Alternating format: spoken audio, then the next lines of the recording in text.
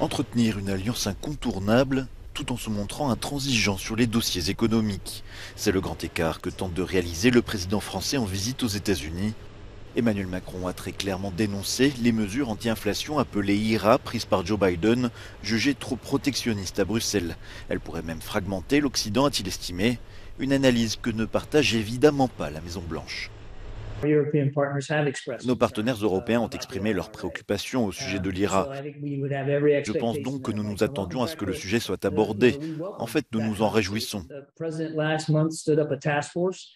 Le mois dernier, le président a mis en place un groupe de travail États-Unis-UE spécifiquement sur l'IRA afin de mieux comprendre les préoccupations des Européens à ce sujet et de partager franchement nos points de vue sur l'IRA et en particulier sur les énergies propres.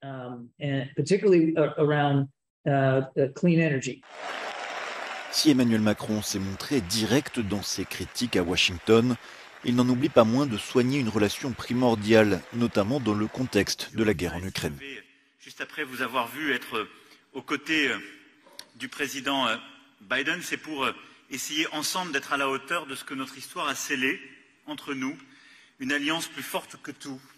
Le Inflation Reduction Act prévoit plus de 430 milliards de dollars d'investissement, dont 370 afin de réduire les émissions de gaz à effet de serre de 40% d'ici 2030. Le plus important effort jamais consenti par les États-Unis dans ce domaine.